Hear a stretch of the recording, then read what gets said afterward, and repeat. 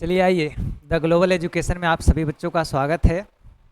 और तहे दिल से स्वागत है कि हमारे बच्चे बिहार पुलिस में जो भी हमसे पढ़ रहे थे एप्लीकेशन के ज़रिए, और कुछ टॉपिक यूट्यूब पे भी दे रहे हैं, फ्री में कंटेंट उपलब्ध करा रहे हैं आप लोगों को, तो बेहद खुश नज़र आ रहे हैं। क्योंकि खुशी की बात बनता है, इसलिए बनता है कि जो भी हमने टॉपिक पढ़ा रहा है लगभग क्वेश्चन यहाँ से मैच कर रहे हैं। कुछ लोग की प्रमाण की आवश्यकता होता है, तो मैं बता दूं हमारे पास सारा चीज़ होता है, प्रूफ और प्रमाण सब मेरे पास होता है। ठीक है। जो भी विद्यार्थी 21 तारीख को बिहार पुलिस का एग्ज़ाम दे रहे थे, ठीक है, मैं उनके लिए खुशखबरी बता दूं कि जिन्हें प्रमाण की आवश्यकता है, मैं अपने प्रमाण दिखा रहा हूं कि जो भी बच्चों को हमने पढ़ाया है, देखिए कहाँ कहाँ से क्वेश्चन आप लोग को आया है ना। तो उसके लिए टेंशन लेने की आवश्यकता नहीं है। अभी का जो क्वेश्चन है, पहला नंबर क्वेश्चन, वो आपके नवादा सेंटर से है। कहाँ से है प्यारे बच्चों? वो जिनका जिनका नवादा में सेंटर गया है, नवादा डिस्ट्रिक्ट में, लगभग जहानाबाद जिला का लगभग नवादा सेंटर गया था। तो मैं बता दूं कि इस एग्ज़ाम में मैं भी शामिल था, नौकरी लेने के लिए नहीं बल्कि नौकरी देने के लिए शामिल था।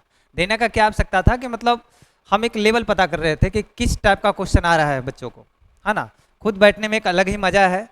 जब खुद एग्ज़ाम में बैठे तो क्वेश्चन की और अनुभूति हुआ, और मुझे लगा कि इस पे भी बेहतरीन टॉपिक, और जो हमारे भाई 25 तारीख को देने वाले हैं, बहन लोग 28 तारीख को देने वाली है, उन लोगों के लिए हम आगे से स्पेशल और कुछ नज़रिया चेंज करके आए वहाँ से कि यहाँ से टॉपिक उठाए जा रहे हैं। तो मैं बता दूं कि सबसे पहले 11 तारीख में जो भी विद्यार्थी बैठे थे, क्या क्वेश्चन में था कि कबीर का गुरु कौन है? जो रविदास कबीर जी थे, कबीर जी का, है ना, कबीरदास जो उनका गुरु कौन थे। तो देखिए यहाँ पे जब प्रमुख व्यक्ति एवं उनके गुरु पढ़ा रहे थे चैप्टर, हम आप लोग थोड़ा सा और नज़दीक लीजिए, कैमरा के पास तो जा नहीं पा रहे हम। जो भी पीला लाइन में कवर किया हुआ है, देखिए लिखा हुआ है 14 नंबर में, ये है रैदास कबीर, है ना। क्या है उनका गुरु कौन है? रामानंद है। कब पूछा गया है? 21 तारीख को बिहार पुलिस से पूछ लिया गया है ना। ये एक वन क्वेश्चन है। दूसरा क्वेश्चन दिखा रहा हूं मैं।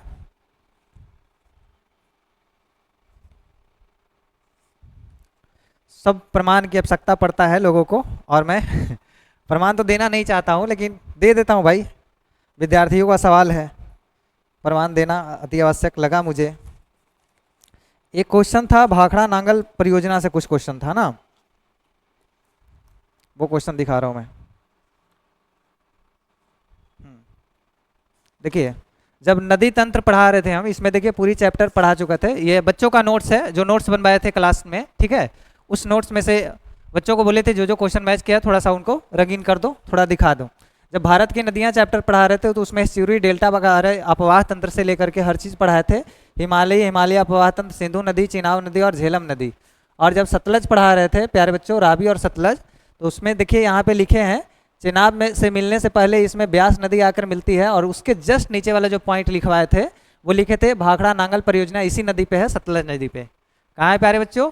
भाखड़ा नांगल परियोजना सतलज नदी पे है ना। तो अब दिख रहा है प्रमाण के प्रत्यक्ष, क्योंकि ये अभी का नोट डाउन नहीं है, ये काफ़ी दिनों का हो गया है ना।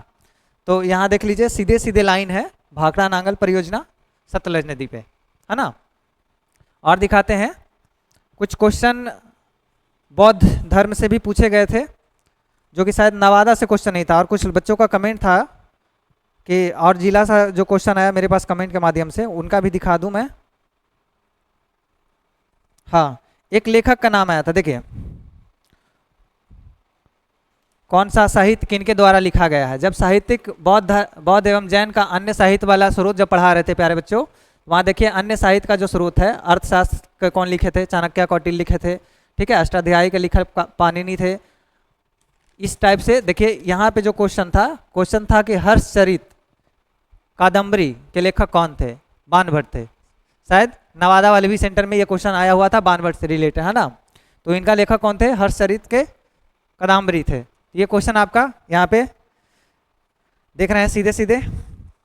बाकी हम मिट्टी के बारे में इस टाइप से पढ़ाए थे, देखिए पूरी मैप तैयार करवा के बच्चों को पढ़ाते हैं। तो उम्मीद करते हैं कि आप लोग भी उस मेहनत से पढ़िए, और पढ़ाई से ही सब कुछ होने वाला है। क्योंकि जो भी भरोसे हैं सेटिंग बेटिंग के, तो भाई भूल जाओ, इस बार कुछ नहीं होने वाला है ना। हमारे बिहार पुलिस सतर्क हो गए हैं, और बिहार पुलिस सरकार से भी बहुत बहुत ही शुक्रिया अदा है कि इस बार इतना साफ शुभेच्छा तरीके से, साफ सुथरे तरीके से एग्जाम कंडक्ट करा रहे हैं भाई। बहुत ही, जो भी बच्चे पढ़ने वाले बच्चे हैं उनका तो सिलेक्शन कंफर्म होने वाला है ना।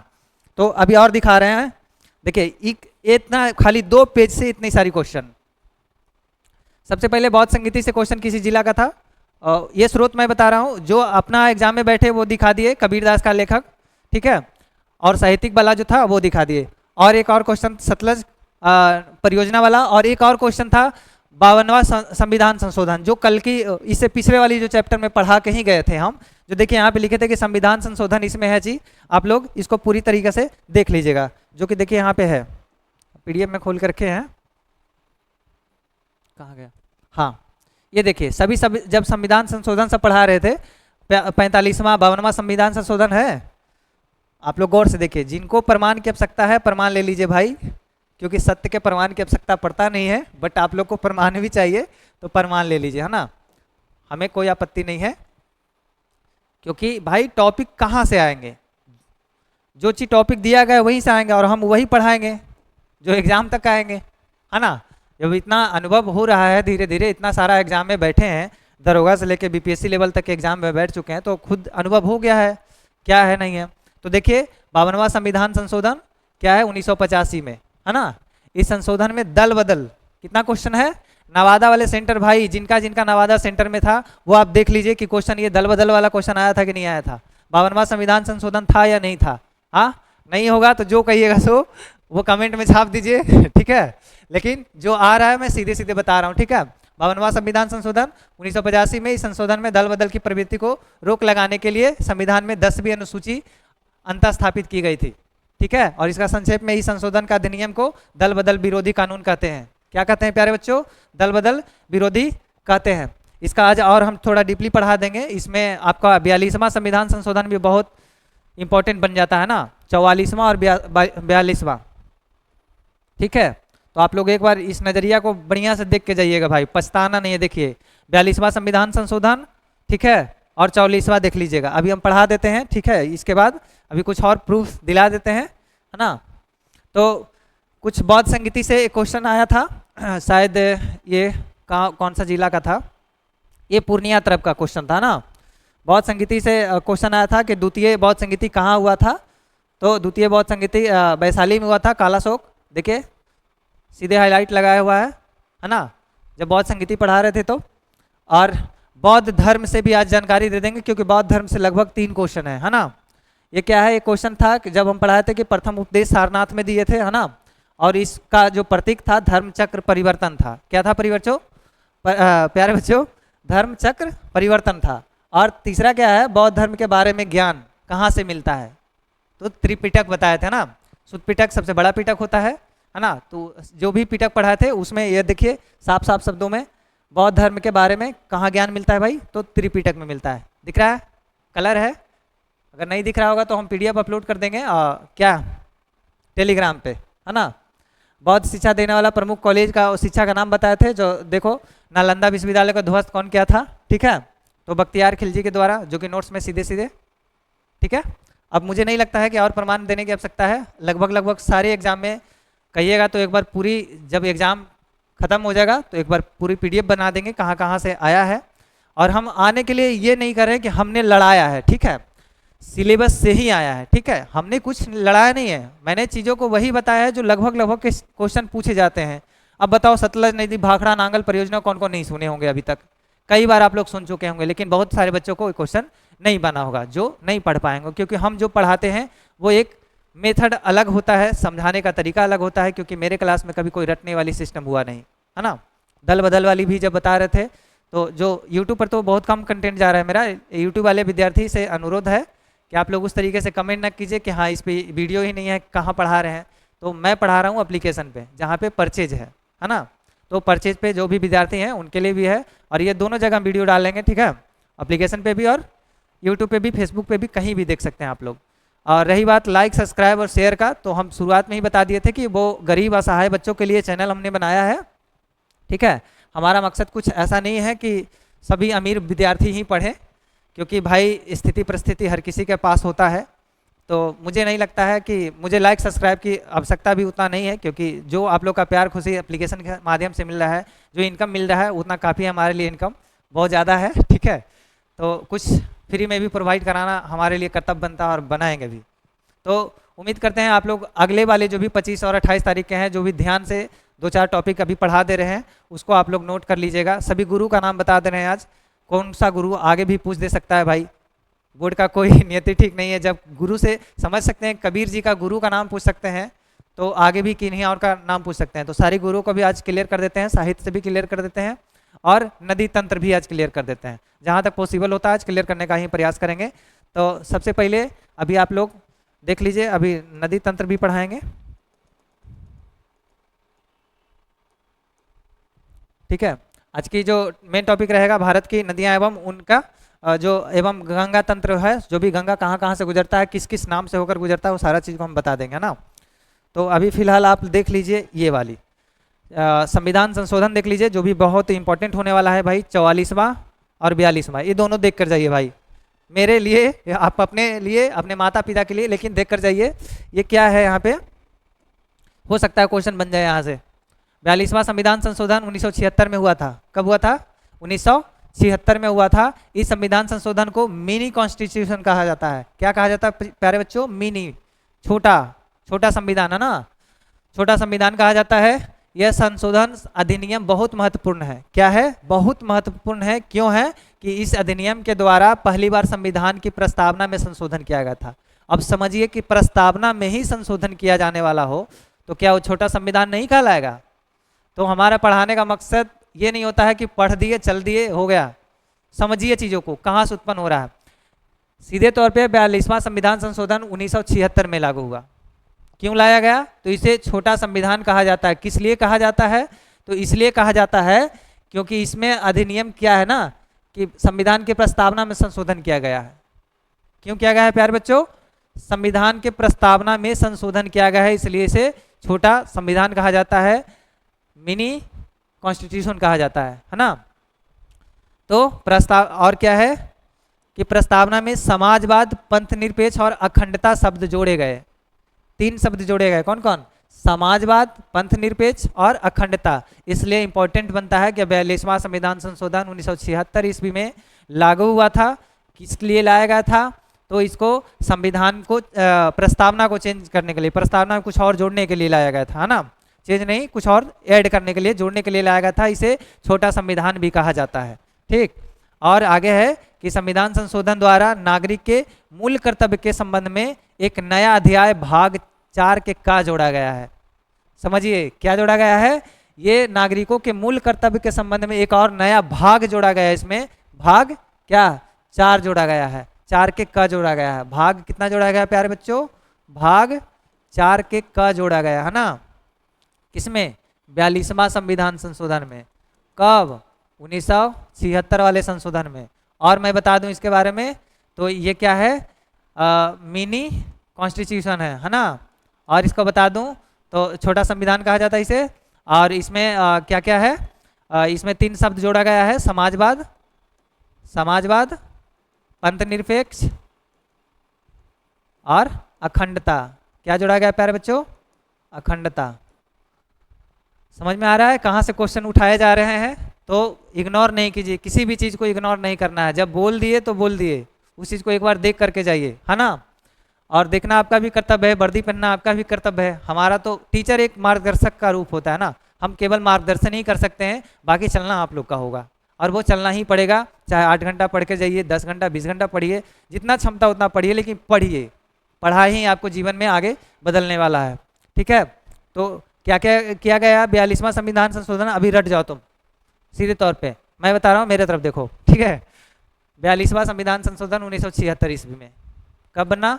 1976 ईस्वी में। इसे मिनी कॉन्स्टिट्यूशन कहा जाता है, छोटा संविधान कहा जाता है ना। इसमें प्रस्तावना में कुछ और चीज़ें जोड़ा गया। कौन कौन? समाजवाद, पंथ निरपेक्ष और अखंडता। क्या जोड़ा गया प्यारे भाई? समाजवाद, पंथ निरपेक्ष और अखंडता जोड़ा गया इसमें। और मैं बता दूं तो इसका संविधान का भाग 4 जोड़ा गया। एक क्या जोड़ा गया? प्रस्तावना में संविधान का जो भाग 4 का बना है उसको जोड़ा गया। किसके लिए? मूल कर्तव्य को कुछ और ऐड करने के लिए।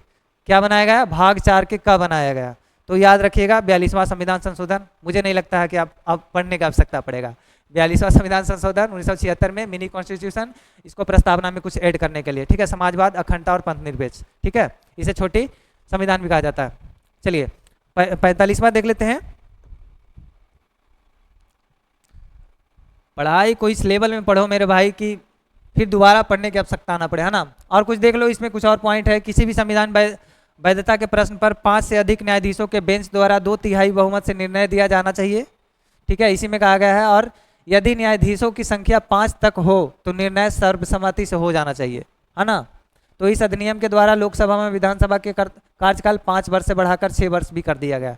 बहुत ही इंपॉर्टेंट कि 42वां संविधान संशोधन के अंतर्गत ही क्या लोकसभा और क्या किनका, लोकसभा और विधानसभा का, लोकसभा और विधानसभा का कार्यकाल 5 वर्ष होता था, उन्हें 6 वर्ष कर दिया गया। इसलिए इंपॉर्टेंट है 42वां संविधान संशोधन।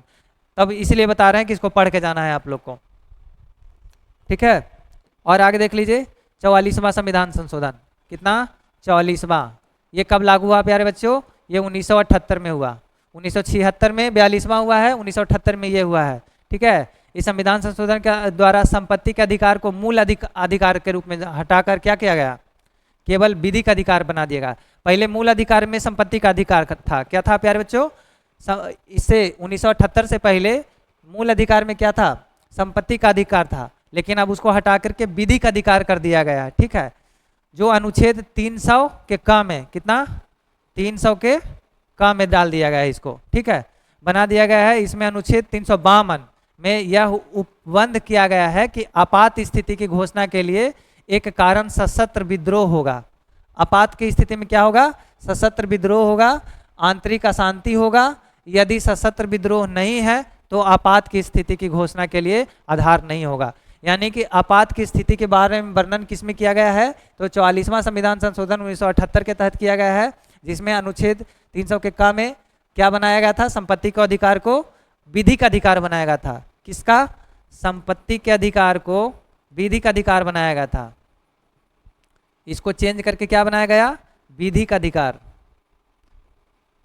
ये मूल अधिकार नहीं है। संपत्ति का अधिकार क्या था? ये मूल अधिकार में जोड़ा गया था, लेकिन अब विधिक के अधिकार में जोड़ दिया गया है। किसके तहत?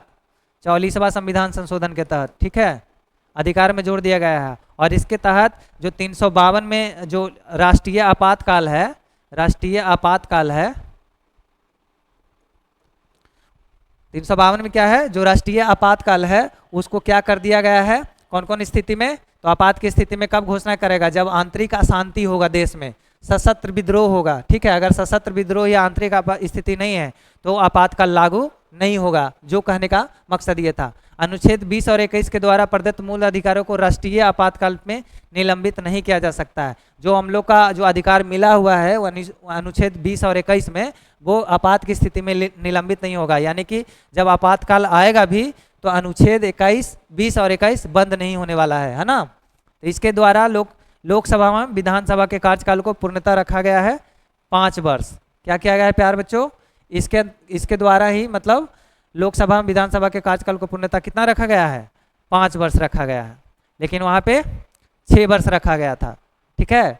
क्या रखा गया था? विधानसभा कार्यसभा के क्या किया गया था? देखिए यहाँ पे दोनों में कन्फ्यूजन नहीं होना चाहिए प्यारे बच्चों, है ना मेरे प्यारे भाई, ये दोनों में कन्फ्यूजन नहीं होना चाहिए। यहाँ क्या कह रहा है कि लोकसभा एवं विधानसभा के कार्यकाल 5 वर्ष से बढ़ाकर 6 वर्ष कर दिया गया, ठीक है। लेकिन यहाँ बोल रहा है कि 44वां संविधान संशोधन के तहत ये क्या किया? लोकसभा एवं विधानसभा कार्यकाल को पूर्णतः रूप से 5 वर्ष ही कर दिया गया। क्या कर दिया गया? तो अभी वर्तमान में भी कहें तो 5 वर्ष ही होता है ना। बीच में कब चेंज कर दिया गया था? तो 42वां संविधान संशोधन में 6 वर्ष कर दिया गया था। तो इसलिए 44वां और 42वां संविधान संशोधन बहुत इंपॉर्टेंट बन जाता है। तो 44वां समझ गए, आपात की स्थिति 352 वाला में वो कब नेशनल विद्रोह के रूप में हो जाएगा, ठीक है, या कोई आपाती स्थिति आएगा तब होगा। और ये अनुच्छेद 2 रद्द नहीं होगा। इसमें कौन कौन? 20 और 21 लागू नहीं होगा, बाकी सब लागू हो सकता है ना। तो क्लियर है। एक आध और अनुच्छेद देख लीजिए, इस सब 73वां देख लीजिए, हाँ 73वां 74वां एक बार देख लीजिए, है ना, कब कहाँ से आ जाए। बाकी जो पढ़ा दिए हैं बार बार क्या पढ़ाएं एक ही चीज़ को, है ना। ये सब पढ़ाया हुआ है एप्लीकेशन के माध्यम से। बाकी जो एक और अनाउंस कर देते हैं आज ही, जो भी विद्यार्थी हमारे भाई बिहार एसएससी एग्जाम देने वाले हैं, बिहार कर्मचारी चयन आयोग, ठीक है, तो हमारा रीजनिंग का भी क्लास चल रहा है, ठीक है, और जीके जीएस का भी चल ही रहा है। तो समझ लीजिए जब ऐसा है तो उसमें भी बहुत इंपॉर्टेंट पिछले को एनालिसिस ले लेंगे, पिछले 10 साल में बिहार एसएससी क्या पूछा है, उसके अनुसार से कोर्स को एक डिजाइन कर रहे हैं आप लोग के लिए। मेन टॉपिक जो यूट्यूब पे तो लाना पॉसिबल नहीं होता है, बट देखेंगे यूट्यूब पे भी लाने का प्रयास करेंगे ना। तो आप लोग ध्यानपूर्वक पढ़ाई करते रहिए। तो देख लीजिए 73वां संविधान संशोधन ये 1992 में लाया गया। ये स्वशासन की दृष्टि से संविधान संशोधन सर्वाधिक महत्वपूर्ण है। क्या, किसके स्थिति से? स्वशासन की स्थिति से, ठीक है। पंचायतों के गठन संवैधानिक मान्यता प्रदान की गई है।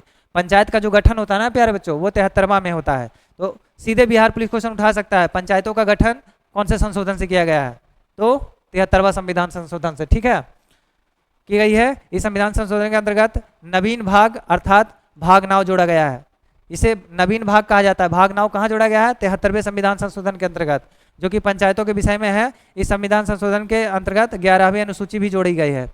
तो ये भी इंपॉर्टेंट हो जाता है कि 9 भी भाग 9 जोड़ा गया है, जो नवीन भाग कहा जाता है उसे, ठीक है, और 11वीं अनुसूची भी जोड़ा गया है। भाग भी और अनुसूची भी जोड़ा गया। कौन कौन? भाग 9 और अनुसूची 11 जोड़ा गया है। किसके अंतर्गत? 1992 वाला 73वां संविधान संशोधन अधिनियम के तहत, ठीक है। यह राष्ट्रपति की स्वीकृति के बाद 24 अप्रैल 1993 को लागू हो गई थी। क्या हो गया था? 24 अप्रैल 1993 को, 92 में आया था अधिनियम और 24 अप्रैल 1993 को लागू हो गया था। यह 24 अप्रैल को राष्ट्रीय पंचायत दिवस के रूप में भी मनाया जाता है। राष्ट्रीय पंचायत दिवस अगर पूछ लिया जाए तो उपभोक्ता दिवस पूछ लिया था नवादा वाले सेंटर में, वो भी हमारे नोट से ही ठीक है। उपभोक्ता दिवस जो भी हम दिवस पढ़ाए थे इंपॉर्टेंट वाले में, उसमें से आया है, ठीक है। तो ये 24 याद रखिएगा, 24 अप्रैल को राष्ट्रीय पंचायत दिवस के रूप में भी मनाया जाता है। और 74वां संविधान संशोधन देख लो एक बार भाई, ये भी इंपॉर्टेंट है ना। ये अधिनियम क्या है? ये भी 92 में आया। 73 और 74 दोनों 92 में आया, लेकिन 73 लागू हुआ है 93 में 24 अप्रैल को, ठीक है। लेकिन ये वाली जो है 92, इस अधिनियम के तहत नगर पालिका को गठन किया गया। किसके? उसमें पंचायत का गठन और इसमें नगर पालिका का गठन, ठीक है। इस अधिनियम के द्वारा संविधान का एक नया भाग जोड़ा गया, नाव के क। इसमें नाव खाली जोड़ा गया, लेकिन इसमें 9 के क जोड़ा गया। क्या जोड़ा गया प्यारे बच्चों? 9 के क जोड़ा गया है ना, जोड़ा गया है। इस अधिनियम के द्वारा संविधान के 12वीं अनुसूची भी जोड़ी गई है। इसमें ये 11वीं जोड़ा गया है और इसमें 12वीं अनुसूची जोड़ा गया है। ये कितना में है? 73वां में है ना, और ये 74वां में है। तो ध्यान दीजिएगा, 73वां में 11 जोड़ा गया है और इसमें 12वीं अनुसूची जोड़ा गया है। भाग कितना जोड़ा गया है इसमें प्यारे बच्चों? भाग बताएं, भाग बताएं तो 9 जोड़ा गया है। और इसमें भाग बताएं तो 9 के क जोड़ा गया है ना। इसमें भाग 9 के क जोड़ा गया है, जिसमें नगर पालिका की 18 विषय का उल्लेख किया गया है। नगर पालिका का 18 विषय इसी में उपयोग किया गया है, लिखित किया गया है। और 76वां संविधान संशोधन में 1994 में आया। दोनों 92 में आया था, 1992 में 73वां और 74वां, और 76वां जो आया है 1994 में आया है, ठीक है। ये कब? 9वीं अनुसूची में आया है। तमिलनाडु में आरक्षण अधिनियम 9वीं अनुसूची के अंतर्गत मिल रहा है तमिलनाडु वाले भाई लोग को, ठीक है। जो भी हमारे केरल और तमिलनाडु वाले भाई हैं, उनका भी बहुत ज़्यादा यूट्यूब पर प्यार मिल रहा है। जब हम यूट्यूब का एनालिसिस देखें तो हमारा सारा व्यूवर जो है बिहार और यूपी छोड़ करके बता रहे हैं। बिहार से ज़्यादा जनसंख्या यूपी वाले भाई का है, क्योंकि देखो बिहार का टीचर और बिहार से ही सपोर्ट कम मिलता है, सोचिए। और हमारे अदर राज्य के भाई कितना चाहते हैं और कितना अच्छे टॉपिक को कवर करने का प्रयास करते हैं कि बिहार के भी टीचर से पढ़ने को तैयार होते हैं। केरल का हमारा विद्यार्थी है, तमिलनाडु का है, तिरुवनंतपुरम से है, असम से है, अरुणाचल प्रदेश से है, नई दिल्ली से है, जम्मू कश्मीर से है, मध्य प्रदेश से है, तेलंगाना से, सारे राज्य से लगभग। एक बार यूट्यूब का एनालिसिस लाएंगे, आप लोग को दिखाएंगे, वो भी प्रूफ के साथ दिखाएंगे कि हमारे विद्यार्थी कहाँ कहाँ से कितना विद्यार्थी व्यूज कर रहे हैं, है ना।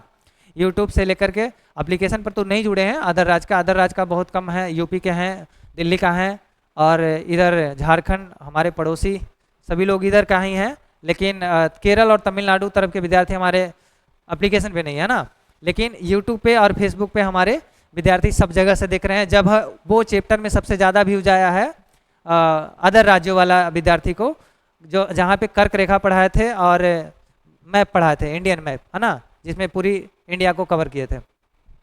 तो उम्मीद करते हैं कि 76वां संविधान संशोधन 1994 के 9वीं अनुसूची में तमिलनाडु को आरक्षण देने के लिए हुआ था, सरकारी सेवाओं पर उन्नति और अनुसूचित जातियों व अनुसूचित जनजातियों को कोटा सुरक्षित के लिए। कुल मिला के आरक्षण वाली है, ठीक है।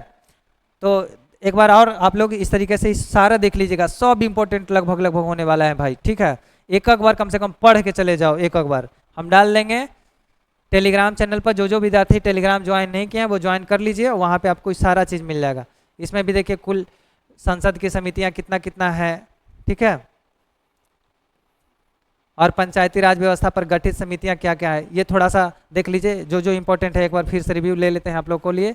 यूट्यूब के लिए बना दे रहे हैं यार, है ना, ये एप्लीकेशन पे भी तो जाएगा ही, एप्लीकेशन बच्चों सब पढ़े हुए हैं। तो बलवंत राय मेहता समिति कब आया था? 1957 में आया था। कब आया था? 57। अशोक मेहता क्या आया था? 1977 में आया था। जीबी राव समिति 1985 में आया था। एल.एम. सिंधवी 1986 में आया था। पीके थुंगन समिति क्या आया था? 1988 में आया था। तो एक नंबर बना लो, इसको ट्रिक बना देते हैं। 57, 77, 85, 86, 88, 85, 86, 88, है ना। कितना नंबर आसानी है ना। कब कब सब 1900 में रहेगा। 57, 77, 85, 86, 88। डेट याद हो गया।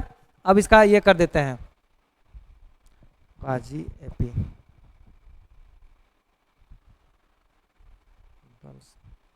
सीधे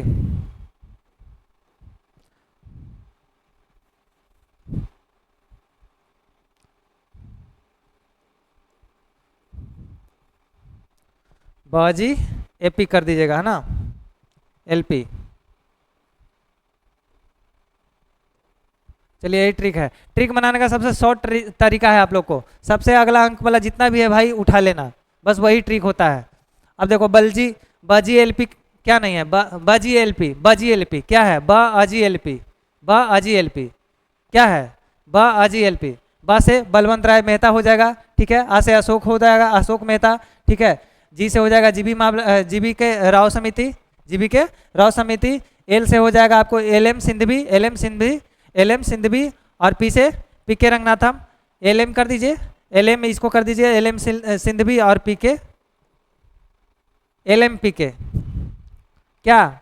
बाजी एल.एम. पी के, बाजी एल.एम. पी के। क्या ट्रिक बना दिए?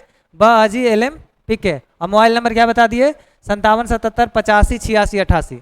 57 77 85 88 86। कितना शॉर्ट नाम है। तो उसे 1957 हो जाएगा, 1977 हो जाएगा, 1985 हो जाएगा, 1986 हो जाएगा, 1988 हो जाएगा। तो तमाम पंचायती राज व्यवस्था की जो समितियां गठित हुआ है वो आप लोग को याद हो गया।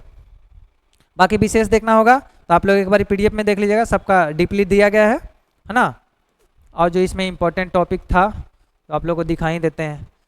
हम नहीं चाहते हैं कि हमारे विद्यार्थी कोई भी बिना वर्दी के हों, हमारे लिए सब सामान्य है और सब वर्दी पहन के आइए। सीट तो 20,000 है, लेकिन कोई बात नहीं, आपको एक सीट से मतलब है। कितना प्यारे बच्चों? एक सीट से मतलब है आप लोग को, ठीक है। संविधान एवं राज्य व्यवस्था तो हो गया, ये हिंदी साहित्य के पुस्तकें बाकी आप लोग पीडीएफ से ही देख लीजिएगा ना। रामायण भागवत गीता, चलिए सब देख लीजिए, थोड़ा सा देशभक्ति वाली चीज़ें हैं तो देख ही लीजिए। रामायण जो है वाल्मीकि लिखे थे, ये क्या है? रामायण का जो पुस्तक है क्या? संस्कृत साहित्य की प्रमुख पुस्तक, जो संस्कृत में लिखे गए हैं। और कौन लिखने वाले हैं, ठीक है, तो वाल्मीकि जी लिखे हैं रामायण। क्या लिखे हैं प्यारे बच्चों? आज के बाद कोई भी पूछेंगे रामायण किनका लिखा हुआ है तो वाल्मीकि जी का लिखा हुआ है। कौन सा लैंग्वेज में? तो संस्कृत लैंग्वेज की बात बता रहे हैं हम, अभी केवल संस्कृत पुस्तकें बता रहे हैं हम, ठीक है। भागवत गीता वेद व्यास जी का लिखा हुआ है। रघुवंशम कालिदास का लिखा हुआ है। अग्निमित्रम ईसवन सब इन्हीं का लिखा हुआ है। मेघदूतम कालिदास को लिखा गया है, ठीक है। कुमार संभवम इन्हीं का लिखा हुआ है। और स्वप्न क्या है? स्वप्न बास बद्धतम, ये किनका लिखा हुआ है? ये भास जी का लिखा हुआ है। बुद्ध चरितम की बात करो तो अश्वघोष का लिखा हुआ है। सौंदरानंद की बात करें तो ये क्या है प्यारे बच्चों? ओह सेट,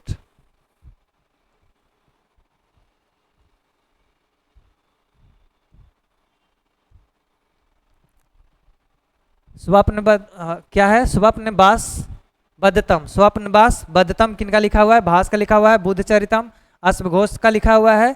सौंदरानंद क्या लिखा हुआ है? अश्वघोष का ही लिखा हुआ है। और ये पंचतंत्र की बात करें तो ये विष्णु शर्मा पंचतंत्र, ये इंपॉर्टेंट हो सकता है प्यारे बच्चों। पंचतंत्र किनका लिखा हुआ है? विष्णु शर्मा का। और नागानंद हर्षवर्धन का, इसे याद कर लेना, नागानंद हर्षर का, ठीक है, क्या? हर्षवर्धन का।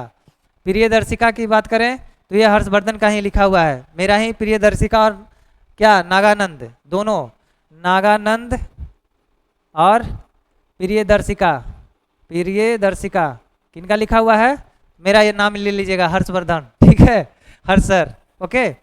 तो याद हंसाने के लिए बोल रहे हैं, ठीक है, मेरा ही नाम ये नहीं होगा, हर्षवर्धन होगा, ठीक है, लेकिन यहाँ पे हर्ष लगा हुआ है इसलिए बता दिए, याद कर लीजिएगा, कम से कम मेरा भी नाम से ये टॉपिक याद रहे आप लोगों को। मालविकाग्निमित्रम जो लिखा हुआ है कालिदास का, तो कालिदास का देखिए कितना कितना लिखा हुआ है, आपको रघुवंशम हो जाएगा, ठीक है, ये रघुवंशम, मेघदूतम, कुमार संभवम, रघुवंशम, बम सम तम ये सब लगा रहेगा तो समझिए कालिदास जी का लिखा हुआ है ना। तो मेघना शब्द क्या? मालविका अग्निमित्रम, अम लग गया लास्ट में, ठीक है, इसमें भी अम लग गया, अम लग गया, अम लग गया, ठीक है, रघुवंशम, देख रहे हैं ना। तो जब भी अम लास्ट में लग जाए समझ जाइए वहाँ किनका? कालिदास जी का लिखा हुआ है। और आगे बता दें, कथा क्या है? सरित सागर, कथा सरित सागर, कथा सरित सागर सोमदेव का लिखा हुआ है, सोमदेव जी का लिखा है। कीर्ति कौमुदी सामेश्वर जी का लिखा हुआ है। नैस धीर्यचरितम क्या है? श्रीहर्ष का लिखा हुआ है, श्रीहर्ष का। उत्तर रामचरितम कल्हन का भवभूति का लिखा हुआ है, ठीक है। राजतरंगिणी कल्हन का लिखा हुआ है, राजतरंगिणी ये भी इंपॉर्टेंट है, राजतरंगिणी आपको। मालविकाग्निमित्रम इंपॉर्टेंट है। रामायण वन तो बहुत कम पूछते हैं, रघुवंशम है, कुमार संभवम भी है। कालिदास जी का लगभग लगभग इंपॉर्टेंट है, ठीक है, तो उनका याद रख लीजिएगा, एकदम शॉर्ट ट्रिक दे दिए, लास्ट में अम तम लगा हुआ मान लीजिएगा। अर्थशास्त्र का कौटिल्य है, ये भी इंपॉर्टेंट रह जाता है प्यारे बच्चों, अर्थशास्त्र का कौटिल्य है। गीता गोविंदा का जयदेव है और नाट्यशास्त्र का भरत मुनि है, तो ये भी इंपॉर्टेंट है। तो अभी हम केवल इंपॉर्टेंट में टिक लगा देते हैं, जो जो आप लोग याद कर लीजिएगा, है ना। तो आप याद कर लीजिएगा रघुवंशम, मेघदूतम, कुमार संभवम, ठीक है, ये सब कालिदास जी का। बुद्धचरितम भी याद रखिएगा, अश्वघोष का लिखा हुआ है। और नागानंद तो उतना इंपॉर्टेंट नहीं है। और आगे देख लेते हैं, प्रियदर्शिका इंपॉर्टेंट है, मालविकाग्निमित्रम इंपॉर्टेंट जो कालिदास जी का लिखा हुआ है। और बता दूं, कथा सारी ये भी है, कथा सरित सागर, और राजतरंगिणी इंपॉर्टेंट है, अर्थशास्त्र इंपॉर्टेंट है, और नाट्यशास्त्र इंपॉर्टेंट है। तो उम्मीद करते हैं आप लोग ये वाला अब देख लीजिएगा, है ना। और बता दूं, यहीं से आने वाला है, मेन टॉपिक दे रहे हैं, बता रहे हैं, अगर गलती से क्वेश्चन अगर जहाँ से उठा लिया तो इतना से ज़्यादा आने वाला नहीं है, ये भी बता दे रहे हैं। भारतीय पुस्तकों एवं उनके लेखक क्या है प्यारे भाई? उनके लेखक हैं, तो दिखा दें या पढ़ लीजिएगा आप लोग? काफ़ी है, थोड़ा सा एक बार देख लीजिएगा ना, इसमें काफ़ी टाइम लगने वाला है, ये दे देते हैं हम टेलीग्राम पे। अब तो टाइम है नहीं कि इसका कोई ट्रिक व्रिक दे करके आप लोग को याद करवाएं। कला शैली हो ही गया, आप लोग को पढ़ा ही चुके हैं,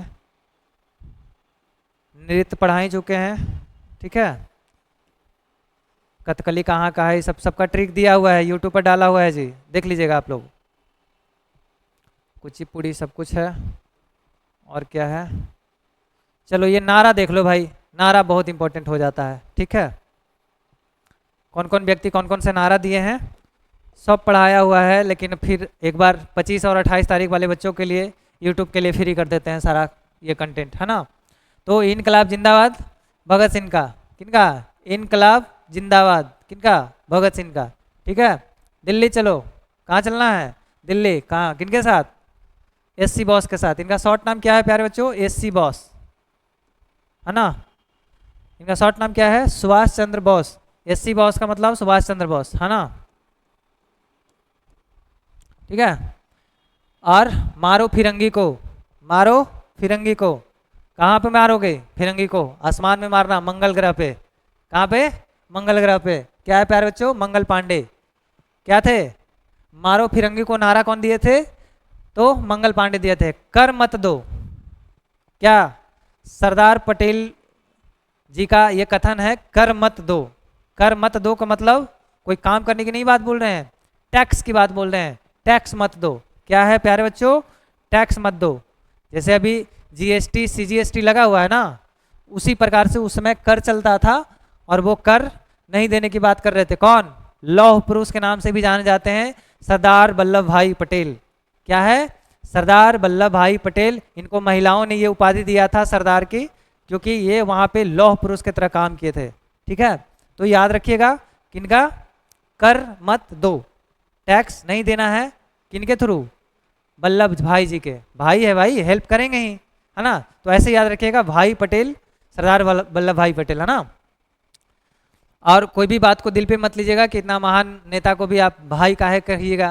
तो ये सब बेतुकी बातें हैं, हम याद करने के लिए कुछ ना कुछ पॉइंट देते हैं ताकि आप लोग को याद हो जाए, है ना। तो आइए आगे है, विजय विश्व तिरंगा प्यारा। जो सॉन्ग है ये नारा के रूप में भी है, विजय विश्व तिरंगा प्यारा।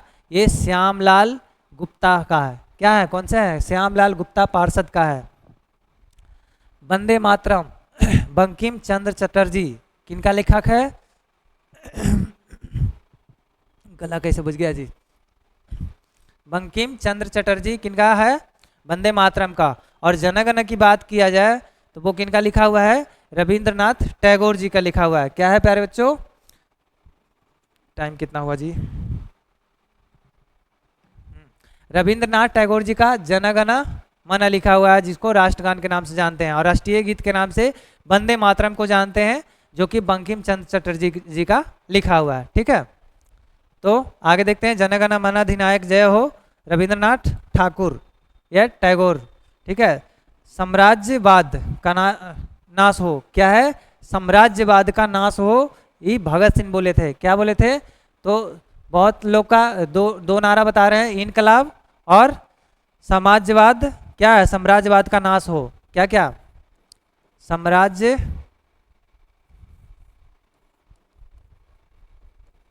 साम्राज्यवाद का नाश हो।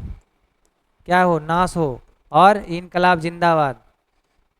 इनकलाब जिंदाबाद का नारा कौन कौन कौन दिए थे? ये दोनों दिए थे भगत सिंह। कौन दिए थे प्यारे बच्चों? भगत सिंह दिए थे, है ना। तो ध्यान रखिएगा कौन कौन नारा? इनकलाब जिंदाबाद और साम्राज्यवाद नाश हो। जो साम्राज्य चल रहा है सरकार के, जो विदेशी सरकार का चल रहा था उस समय, उसको नाश करने की बात कर रहे थे। कौन? भगत सिंह। स्वराज हमारा जन्मसिद्ध अधिकार है। ये बहुत इंपॉर्टेंट होता है मेरे भाई, बिहार पुलिस के नज़र में बहुत इंपॉर्टेंट होता है। अगर नारा से क्वेश्चन उठाया जाए, इस बार तो लगता है नारा से 21 तारीख को क्वेश्चन नहीं था, बट लेकिन अगर क्वेश्चन उठाया जाए तो मैं बता दूं इतने में से ज़्यादा नहीं उठाने वाला है। ठीक है, तो चाट जाओ इसको नमक के जैसा, है ना। तो स्वराज हमारा जन्मसिद्ध अधिकार है, ये बाल गंगाधर तिलक जी का लिखा हुआ है। लिखा हुआ नहीं, नारा दिया गया है। किनका? स्वराज हमारा जन्मसिद्ध अधिकार है। क्या है? स्वराज हमारा जन्मसिद्ध अधिकार है। मैं जन्म लिया हूँ तो हमारा स्वराज है, अधिकार है। वो कौन बोले थे? बाल गंगाधर तिलक। इनको याद करने की बता दूं मैं, थोड़ा सा ध्यान रखिएगा। स्वराज हमारा क्या है? स्वराज हमारा। जब शादी विवाह में तिलक होता है क्या होता है? हमारा होता है। क्या स्वराज मिलता है वहाँ पे? मज़ा आता है? जिनका जिनका शादी हो रखा है उनको पूछिए, मज़ा आता होगा। तो स्वराज मिल गया कब? तिलक चढ़ने के वक्त। तो क्या है? स्वराज हमारा जन्मसिद्ध अधिकार है, वो बाल गंगाधर तिलक। या स्वराज हमारा यार शादी करने का अधिकार है। चलो हटाओ, जन्मसिद्ध अधिकार छोड़ दो, शादी करने का जन्मसिद्ध अधिकार है कि नहीं है? नहीं है। चलो ये आधिकारिक मामला तो नहीं है, लेकिन होता है। कुछ लोग ऐसे हैं जो शादी विवाह नहीं करते, अलग बात है। जैसे एग्जाम्पल में सलमान खान ले लीजिए, उन्हें शादी करने की आवश्यकता भी नहीं पड़ेगा। ठीक है, अब आगे बाकी समझ लीजिएगा। चलिए तो आगे देखते हैं। सारे जहां से अच्छा हिंदुस्तान हमारा, सारे जहां से अच्छा हिंदुस्तान हमारा हमारा। तो ये क्या है? इकबाल जी का लिखा हुआ है। कितना मधुर ये सॉन्ग था। तो ये समझिए, तो ये नारा किनका दिया हुआ है? सारे जहां से अच्छा हिंदुस्तान हमारा, तो इकबाल जी का लिखा हुआ है, नारा दिया हुआ है। ठीक है, तुम मुझे खून दो मैं तुम्हें आज़ादी दूंगा। तुम मुझे खून दो और मैं तुम्हें आज़ादी दूंगा। ये क्रांतिकारी नेता में से एक थे। क्या थे प्यारे बच्चों? ये क्रांतिकारी नेता में से एक थे, सुभाष चंद्र बोस, जो बोले थे कि तुम हमें खून दो मैं तुम्हें आज़ादी दिलाऊंगा। तो ये नारा किनका है? सुभाष चंद्र बोस जी का। मुझे नहीं लगता है कि आज के बताने के बाद आपको फिर याद करने की आवश्यकता पड़े। तो खून किन्हें देना है? सुभाष चंद्र बोस जी का दीजिए और वो आपको आज़ादी तक पहुंचाएंगे। ठीक है, तो तुम मुझे खून दो, मैं तुम्हें आज़ादी दूंगा। साइमन कमीशन वापस आओ, वापस आओ नहीं वापस जाओ। Simon commission go back. क्या है प्यारे भाई? Simon commission go back. ये लाला लाजपत राय, जब साइमन कमीशन भारत लागू होने वाला था, भारत में आ रहा था, साइमन कमीशन एक रिपोर्ट था, ठीक है, जो कि भारतीय कानून के हिसाब से वो अपना कानून डालना चाह रहे थे, ठीक है, जो कि भारतीयों के लिए सही नहीं था। तो वो क्या बोले थे, कौन बोले थे? लाला लाजपत राय जी बोले थे कि साइमन कमीशन गो बैक, यानी कि साइमन कमीशन वापस जाओ। और सर जॉन साइमन के द्वारा ये लाया जा रहा था। तो बाकी हिस्ट्री में आगे पढ़ाएंगे, और जो पढ़ रहे हैं उन्हें पता है, आगे की कहानी बता देंगे फिर। तो who lives if India dies, who lives if India dies, lives की बात है, इंडिया डाइज की बात है, तो जवाहरलाल नेहरू। कौन? हमारे चचा नेहरू। कौन से नेहरू? हमारे चचा जी नेहरू। तो तरीका समझिए पढ़ने का, समझने का, ठीक है। तो जवाहरलाल नेहरू जी का ये कथन दिया हुआ है नारा, भारत छोड़ो हे राम करो या मरो। भारत छोड़ो हे राम करो या मरो के कौन है प्यारे भाई? तो ये आपको हो जाएंगे, कौन है बताओ? इतने फेमस व्यक्ति हैं बताओ, हर रोज तुम पैकेट में लेकर घूमते हुए इन्हें बताओ। ये गांधी जी हैं। क्या है? महात्मा गांधी जी हैं। आप इन्हें रोज दिल के धड़कन में रखते हैं। वो कौन है? इन्हीं का नारा है, भारत छोड़ दो हे राम करो या मारो। हालांकि ये अहिंसात्मक नेता थे, हिंसा करना नहीं चाहते थे ये, ठीक है, लेकिन लास्ट में इनको नारा देना पड़ गया, करो या मरो। अब समझ सकते हैं आप, क्या करिएगा तो मरिएगा।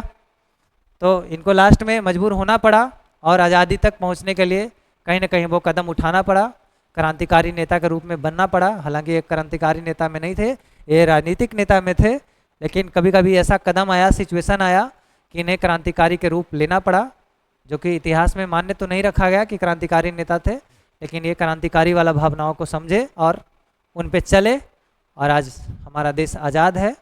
तो वैसे ऐसे महान नेताओं के लिए खैर कुछ काम बुरा भी किए और कुछ काम अच्छा भी किए। जब महात्मा से महात्मा गांधी तक की सफ़र बताएंगे हम, तो उसमें बता देंगे, आपको खुद समझ में आ जाएगा कि महात्मा गांधी कब थोड़ी सी गलत कर रहे थे और कब सही कर रहे थे। समय समय पे सही हो रहे थे, समय समय पे गलत हो रहे थे। जब आंदोलन चरम सीमा पर था, हमारे सारे नेता जेल में थे, तभी आंदोलन को वापस ले रहे थे, ब्रेक कर ले रहे थे, समझिए, क्योंकि चौरी चौरा कांड उस समय हो गया था, और चौरी चौरा कांड होने के कारण ये एकदम ब्रेक ले लिए आंदोलन को कि नहीं ऐसा नहीं होना चाहिए, तो काफ़ी हिंसा का रूप धरने वाला है।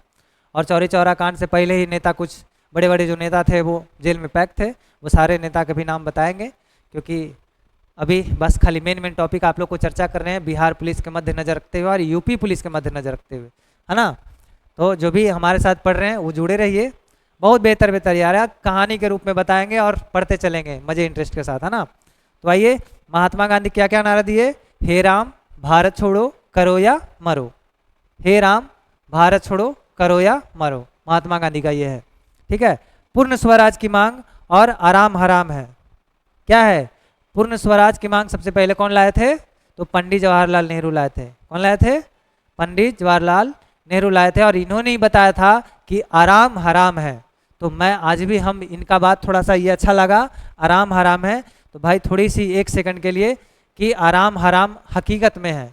आप जितने आराम, अभी जो आराम लग रहा है ना मेरे भाई, अभी अच्छा लगेगा, लेकिन बाद बाकी यही चीज़ आपको घुटन फील होगा। जो भी आराम कर रहे हैं ना, जब आप सक्सेस नहीं हो पाइएगा, और बहन लोग के लिए भी बोल रहे हैं, लेडीज़ लोग के लिए भी बोल रहे हैं कि आप लोग के लिए भी आराम हराम है। इतना मत अस्कती बनिए कि हाँ पढ़ने का मन नहीं है, कल पढ़ेंगे, रील्स देख लेते हैं। तो आज बहुत सारी महिलाओं को देख रहे हैं ना घर में कि सीरियल देखने के लिए और जल्दी जल्दी खाना बनाती है और सीरियल के टाइम पे बढ़ जाती हैं सीरियल देखने के लिए।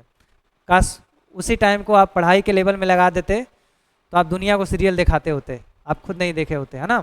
तो देखना सब चीज़ है, क्योंकि फिल्म भी बनता है देखने के लिए, सीरियल भी बनता है देखने के लिए, कि समय होता है मेरे भाई।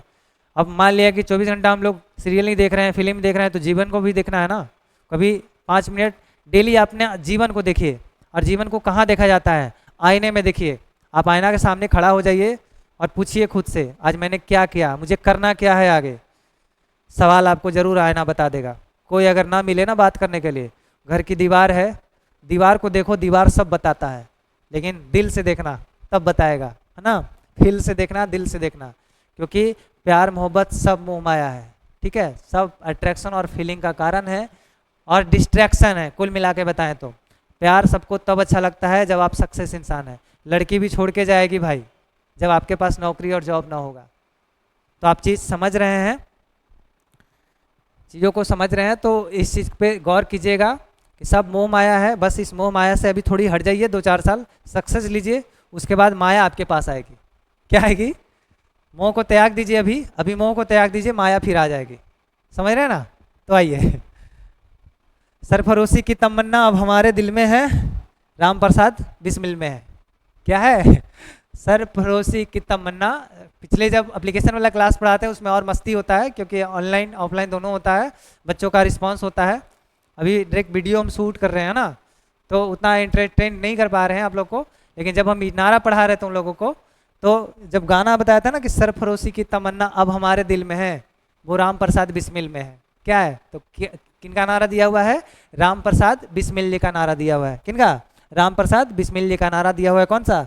सरफरोशी की तमन्ना अब हमारे दिल में है, देखते हैं जोर कितना बाजुओं का तिल में है ना। तो आइए, उम्मीद करते हैं कि ये सारी नारा याद हो गया होगा। हमारे महान महान नेताजी जो कि देश के लिए मरे मिटे, हर चीज़ हो गए, और आज हम लोग इन्हीं के आज़ादी पे चल रहे हैं। और B.R. अम्बेडकर जी का संविधान लिखे पे आज पूरे देश चल रहा है। तो चीज़ों को समझिए। तो एक बार और फिर से रिवीजन ले लीजिए जल्दी में। इनकलाब जिंदाबाद का जो नारा था वो भगत सिंह का था, दिल्ली चलो सुभाष चंद्र बोस का था, और एक और नारा इनका सुभाष चंद्र बोस जी का था, जो कि था, क्या था? तुम मुझे खून दो और मैं तुम्हें आज़ादी दूंगा। ठीक है, सुभाष चंद्र जी का 2, और इनकलाब, देखो इनकलाब, इनकलाब, और एक और इनका है नारा ये, साम्राज्यवाद का अंत। ठीक है, साम्राज्यवाद का नाश हो, नाश हो। ये दोनों क्या है प्यारे बच्चों? ये भगत सिंह का है। किनका है? भगत सिंह जी का है। और सुभाष चंद्र बोस की बात किया जाए तो वो दिल्ली चलो और तुम मुझे खून दो, दिल्ली चलो और तुम खून दो। किनका वाला? ये दोनों SC बोस का है, सुभाष चंद्र बोस का, है ना। ये दोनों नारा किनका है? सुभाष चंद्र बोस जी का नारा है।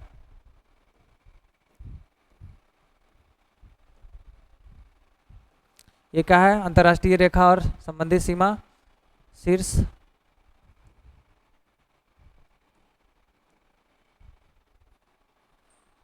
क्या है? अंतर्राष्ट्रीय सीमा रेखा संबंधित राज्य का क्या है? सीमा काल पड़ोसी कितना कितना लगता है। ठीक है, लंबाई कितना है, कितना राज्यों से लगता है। चलिए ये देख लीजिए, थोड़ा सा इंपॉर्टेंट बन जाता है। ये पड़ोसी देश है, सीमा की लंबाई है और राज्यों की संख्या है। कौन राज्य कितना जगह से लगता है? तो पाकिस्तान हमारे पाँच राज्य से लगता है। पाकिस्तान कौन से लगता है? 5 राज्य से लगता है, जो कि दिखा देते हैं आपको, अगर ये बात किया जाए, है ना। तो इधर आ जाता है पाकिस्तान। ठीक है, तो 5 राज्य कौन कौन लग जाएगा? जम्मू कश्मीर से लग जाएगा, ये पंजाब से लग जाएगा, राजस्थान से लग जाएगा, गुजरात से लग जाएगा। ठीक है, तो इतना सारा 5 राज्यों से होकर गुजरता है। कौन कौन? पाकिस्तान, जो कि 33-23 किलोमीटर है। कितना है प्यारे बच्चों? 33-23 किलोमीटर है। चीन की बात करें तो अभी 5 राज्य से लगता है, 34-88 लगता है। ठीक है, नेपाल की बात करें तो 17-51 किलोमीटर लगता है, सब किलोमीटर में, है ना। कितना? ये भी 5 राज्यों से। कौन कौन 5 राज्यों से लगता है? ये 4 देश। कौन कौन? पाकिस्तान, चीन, नेपाल और बांग्लादेश। कौन कौन? 5 राज्य से लगता है। ठीक है, भूटान आपको 4 राज्य से लगता है, म्यांमार 4 राज्य से लगता है, और अफगानिस्तान 1 राज्य से लगता है। एक राज्य कौन है? तो एक राज्य यही है, जम्मू कश्मीर, है ना। क्या है प्यारे बच्चों? इधर तो POK वाला क्षेत्र बता दिए थे, और इधर LOC बता दिए थे, लाइन ऑफ एक्चुअल कंट्रोल। ठीक है, और POK पाक ऑक्वाइड कश्मीर, तो ये वाली ऊपर वाला जो अफगानिस्तान है और ये पाकिस्तान है। ठीक है, तो उम्मीद करते हैं समझ में आ गया होगा। तो भारत के 16 राज्य पड़ोसी देश की सीमा से लगती है। कितना लगती है? भारत के टोटल कितना? 16 राज्य पड़ोसी देश की सीमा से लगती है। ये GK पॉइंट, स्टैटिक्स पॉइंट के महत्वपूर्ण प्रश्न बन जाते हैं। ठीक है,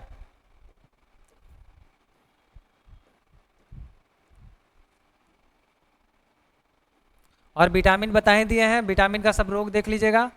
हाँ, एक इसमें से क्वेश्चन आया, वो भी बता दे रहे हैं। नवादा वाले भाई जो भी सेंटर में थे वो उन्हें पता होगा क्वेश्चन कौन सा आया है।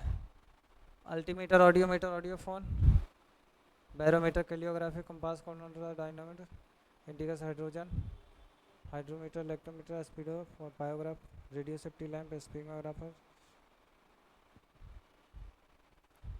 अल्टीमीटर, ये वाली आया था ना। विद्युत धारा को एम्पियर में मापने हेतु प्रयुक्त यंत्र क्या है ना, तो अल्टीमीटर है। ठीक है, ये पिछले वाला ही क्लास में हम जो पीछे वीडियो अपलोड है, ठीक है, वो आप लोग देख लीजिएगा, उसी में से ये क्वेश्चन पढ़ाया हुआ है। ठीक है, और वो देखिए एक दिन पहले पढ़ाया, अगला दिन एग्जाम में तो बाकी आप लोग आशंका लगाइए, और हम यही कहेंगे मेहनत कीजिए और कुछ नहीं। हमसे ही नहीं पढ़िए, हम ये नहीं कहते मेरे से ही पढ़िए, दुनिया में बहुत टीचर है मेरे भाई, पढ़िए लेकिन पढ़िए, क्या है, पढ़िए लेकिन अब वो पढ़िए जो एग्जाम तक आने वाला है। रंग के बारे में भी बता दिए थे, बैजानी हपी नाला ट्रिक जो दिए थे, बैगनी जामुनी नीला हरा पीला, जो भी 7 रंग से विभक्त करवाए थे, और मिश्रण बता ही दिए थे। लाल रंग का तरंगदैर्घ्य सबसे अधिक होता है, 65-73 एंगस्ट्रम होता है। ठीक है, तो ये सब आप लोग को पूर्ण रूप से भारत के स्वरूप में परिवर्तित नाम जो है भौगोलिक, ये सब PDF में आप लोग देख लीजिएगा, क्या पढ़ाई सब पढ़ाया हुआ है। राजा जी, हाँ एक और क्वेश्चन आया था, जो राजगीर और राजा जी कहाँ में, राजगीर और राजा जी के नाम से कुछ आया था, याद रखिए। जो भी नवादा वाले सेंटर में थे उनको पता होगा, राजगीर और राजा जी से संबंधित क्या था, वो बिहार में है। कहाँ, बिहार में है ना। तो ये दोनों उद्यान कहाँ है, राजा जी, एक उत्तराखंड था, एक बिहार था, है ना ऑप्शन में। तो ये आंसर क्या था इसका, ये बिहार और उत्तराखंड था। राजगीर जो उद्यान है वो बिहार में है, और राजा जी कहाँ है, उत्तराखंड में है। सोचिए, क्वेश्चन पे क्वेश्चन सब पढ़ाया हुआ क्वेश्चन है, तो आप लोग बारीकी से पढ़ाई कीजिए। अभी तुरंत आ रहा है बिहार पुलिस के बाद, तुरंत लेके आ रहे हैं बिहार SSC का कुछ इंपॉर्टेंट तथ्य लाएंगे आप लोगों को, जो कि एकदम सीधे एग्जाम के पॉइंट ऑफ व्यू से सटीक होगा। राष्ट्रपति, चलिए इनका न्यूनतम आयु वगैरह देख लीजिए थोड़ा सा। महत्वपूर्ण पद है तो न्यूनतम आयु किनका किनका क्या है। राष्ट्रपति का न्यूनतम आयु 35 वर्ष होना चाहिए। कितना होना चाहिए, 35 वर्ष होना चाहिए। उपराष्ट्रपति को भी 35 और राज्यपाल को भी 35, यानी कि जो भी हैं, राष्ट्रपति हो जाए, ठीक है, उपराष्ट्रपति हो जाए, चाहे राज्यपाल हो जाए, इनका न्यूनतम आयु की बात किया जाए तो 35 वर्ष। कितना है प्यारे बच्चों, 35 वर्ष होगा।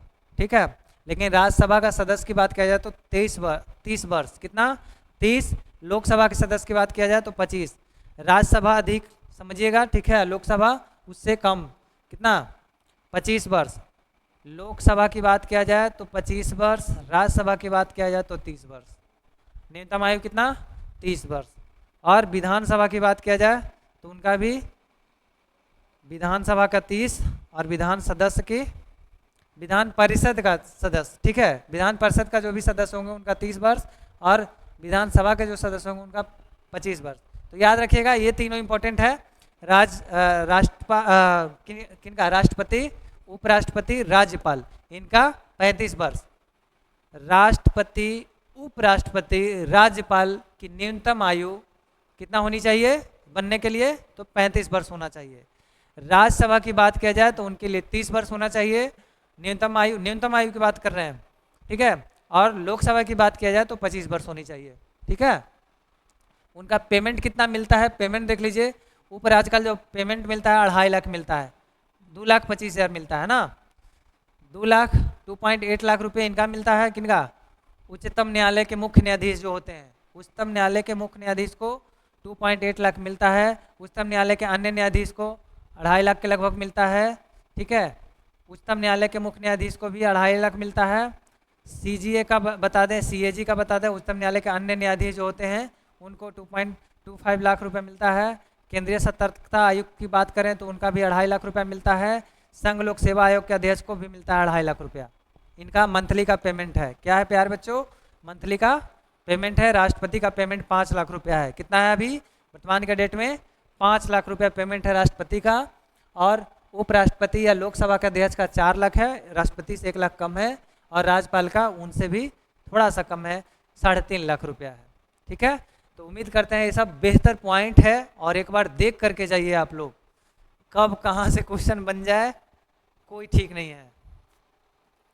ये युद्ध में से तो बता रहे हैं, एक ना एक युद्ध लड़ने वाला है, अगर युद्ध से संबंधित क्वेश्चन आए तो युद्ध देख लीजिएगा आप लोग, टोटल सीरियल वाइज से युद्ध दिया गया है ना। तो ठीक है, अब आते हैं अपना मेन टॉपिक पे, क्या है, भारत की नदियां एवं गंगा तंत्र, जो कि आपको एक मैप के सहारे हम पढ़ाए थे, वो मैप दिखा दे रहे हैं आप लोग को। ये है आप लोग को मैप, देखिए हमारा नोट्स कैसा कैसा बनाया होता है आप लोग के लिए, दिख रहा है, ये है आप लोग के लिए नोट्स बनाते हैं, समझ में आ रहा है, कलर कलर कर करके, तो आप लोग भी ऐसे ऐसे कलर कलर कीजिए और पढ़ाइए, अब पढ़िए। ठीक है, अपने छोटे भाई बहन हैं तो उनको पढ़ाइए, पढ़ाना सीखिए आप लोग, तब जाके समझ में आएगा हर चीज़ों को, उत्पत्ति और उत्थान होने वाला है। तो आइए सबसे पहले बात किया जाए, पहले नदी गुजारते हैं आप लोग के लिए, है ना। ये है यहाँ पे तिब्बत के मानसरोवर झील, क्या है प्यारे बच्चों,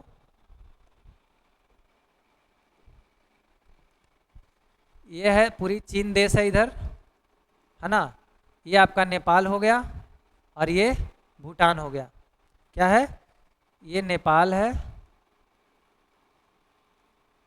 और ये भूटान है। ठीक है, और ये अंगूठा जैसा था जो सिक्किम था, ये बता दिए थे नक्शा के अनुसार। ये तिब्बत के मानसरोवर झील है, तिब्बत चाइना में पड़ता है, ये सबको मालूम होना चाहिए, चीन में पड़ता है, और ये जो झील है मानसरोवर झील है, मानसरोवर झील है ना।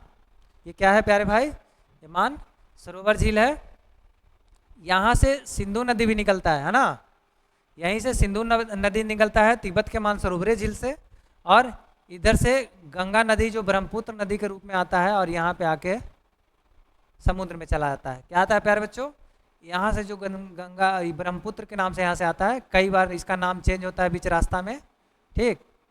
और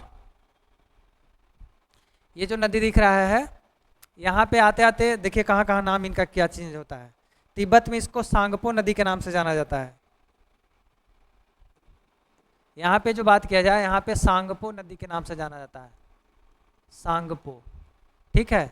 और यही नदी फिर आगे जा कर के अरुणाचल प्रदेश के समीप दिबांग या दिहांग नदी के नाम से जाना जाता है, दिबांग या दिहांग, क्या है प्यारे बच्चों, दिबांग या दिहांग।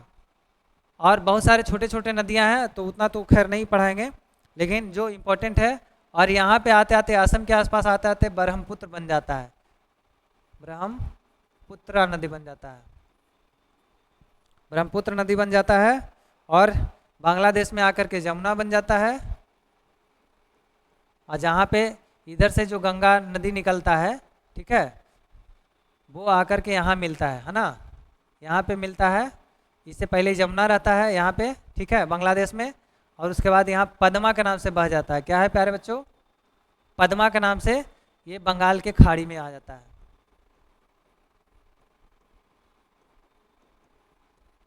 क्या है, बंगाल के खाड़ी में आ जाता है। तो सबसे पहले इसका इम्पोर्टेंट पॉइंट ये है कि जो ब्रह्मपुत्र नदी, गंगा नदी जो निकलता है, ठीक है, इधर से, वो क्या है, मानसरोवर झील से निकलता है। कहाँ से निकलता है, ब्रह्मपुत्र नदी मानसरोवर झील से निकलता है, जहाँ तिब्बत में सांगपो के नाम से जाना जाता है, अरुणाचल प्रदेश में इसी का नाम दिहांग या दिवांग हो जाता है, और असम और इधर मेघालय तरफ आते हैं तो इसका नाम क्या हो जाता है, ब्रह्मपुत्र हो जाता है, और ब्रह्मपुत्र बांग्लादेश में इसे जमुना नदी के नाम से जाना जाता है।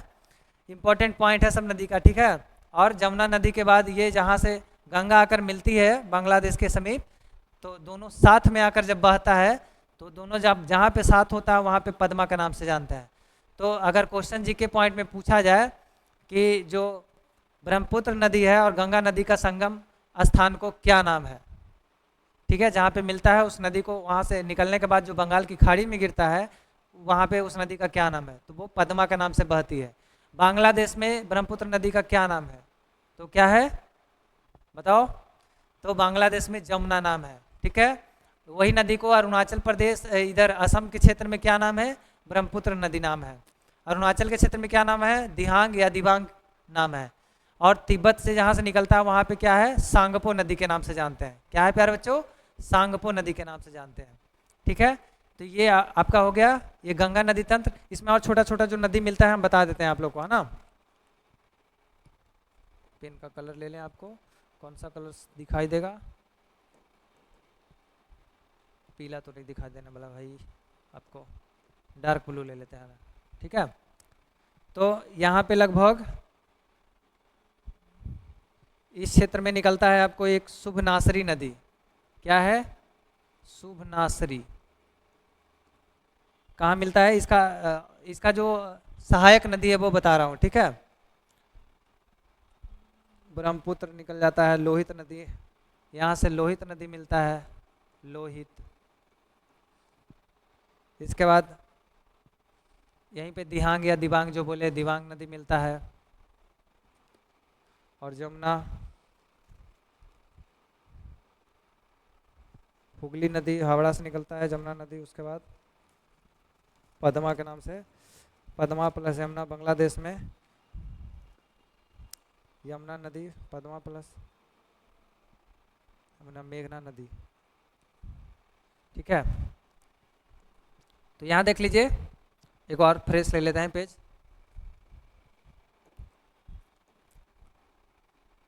ये तिब्बत का मानसरोवर झील है, ठीक है। यहाँ से नदी आई, ऐसे गुजरते हुए यहाँ चले आई, ठीक है। ये नदी कहाँ से कहाँ गुजारे प्यारे बच्चों, तो तिब्बत के मानसरोवर झील से, जहाँ पे तिब्बत यहाँ पे है,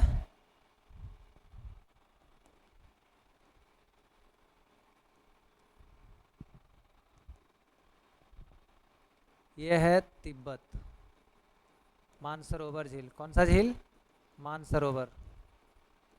ये मानसरोवर झील, यहाँ पे मानसरोवर झील है, ये वाली झील, ठीक है।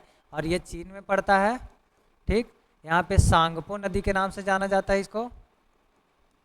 यहाँ पे दिहांग नदी, ठीक है। अरुणाचल इधर में असम तरफ ब्रह्मपुत्र नदी, ठीक, ब्रह्मपुत्र नदी। और इसके बाद इसका नाम यहाँ पे जमुना नदी है बांग्लादेश में, ठीक है। और पद्मा इसका नाम हो जाता है ना, सॉरी उस समय भूल रहे थे, ठीक है। यहाँ से जब हुगली नदी से निकलता है ना गंगा, तो ये पद्मा के नाम से बहता है। क्या है प्यारे बच्चों, पद्मा के नाम से बहता है ये। और पद्मा और जमुना जहाँ पे मिलता है, इसी संगम को मेघना कहते हैं। क्या कहते हैं, मेघना। तो बंगाल के खाड़ी में किस नाम से गिरता है गंगा नदी, मेघना के नाम से गिरता है, ठीक है। पिछली बार सॉरी माइंड से उतर गया था। वो क्या है, जो गंगा नदी इधर निकलता है बंदरपुर से, ठीक है, हिमालयी क्षेत्र से जो निकलता है गंगा, उसके बाद बिहार के बक्सर जिला में एंट्री करता है, यहाँ पे बक्सर जिला है, ठीक है। और इधर होते हुए जब ये हुगली, कलकत्ता वाला जो हुगली है वो क्रॉस करता है, टाइम देख लें थोड़ा, अच्छा, ये हुगली जब यहाँ से निकलता है तब पद्मा के नाम से बहता है, ठीक है, इसी नदी। और जब दोनों मिल जाता है, जहाँ पे जमुना, जमुना नदी और प्लस में, यमुना की बात नहीं कर रहे हैं, जमुना की बात कर रहे हैं, जमुना प्लस पद्मा जहाँ पे मिलता है ना, वहाँ पे दोनों बराबर मिलके क्या बनता है, मेघना नदी बनता है।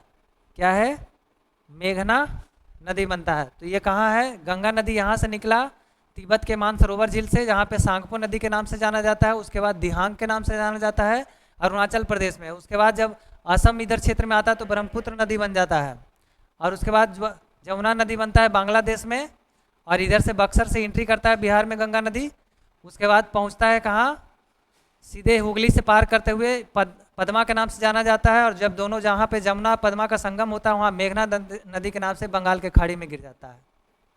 तो उम्मीद करते हैं कि गंगा नदी तंत्र अच्छे तरीके से आप लोग को समझ में आ गया होगा। तो आज की टॉपिक यहीं तक हम समाप्त करते हैं।